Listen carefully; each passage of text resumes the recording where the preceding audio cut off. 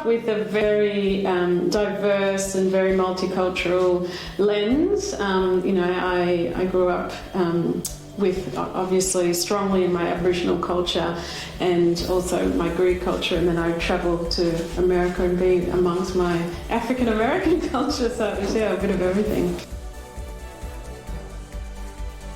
I was really privileged to grow up connected to my Aboriginal culture. We spent a lot of time on Yorta Yorta country and being able to connect to my grandmother's land where she was from. She was born and raised on a mission called Kamragunja. All of my identities, I feel, are just so strong in themselves. Like they're just powerful, these powerful ancient cultures, and so I feel really privileged to have those intersections running through. There was a time in my life where I didn't kind of stand strong in that. I didn't embrace it, and now I'm owning it. I love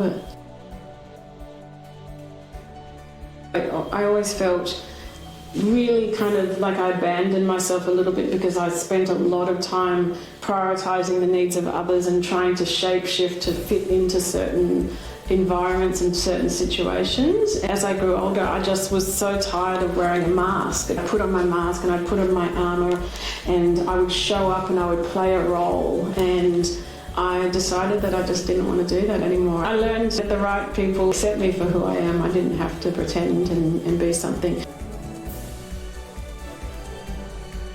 As humans, we naturally want to belong and we want to be a part of something.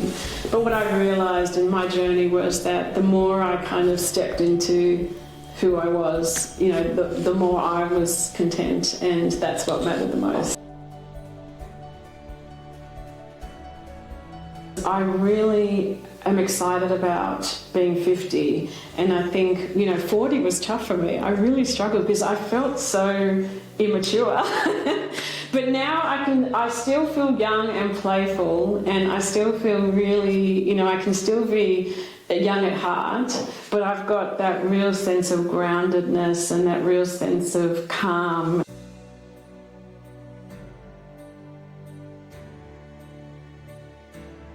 Somebody was explaining it to me the other day, moving from our mother archetype to our wise woman archetype, and I love that so much. And the more I kind of lean into that next sort of that next chapter as being this is a rites of passage. It's not all women are afforded that privilege to be able to live in their 50s. I love that you still feel so young in your mind, and your body might not move and work in the same way, but I love that you still feel youthful and your kids remind you all the time that you're not young because you suddenly become that kind of dagging mum, but in your head you feel really, really cool.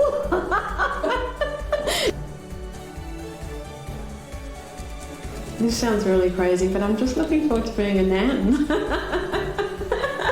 And it's still a long way off, but I just can't wait to be, my nan, and nans in Aboriginal culture are our everything. They're the most beautiful, incredible people to us. They nurture us, they love us unconditionally, and I just can't wait to be that for my grandchildren one day and leave the same or similar legacy that my grandparents did.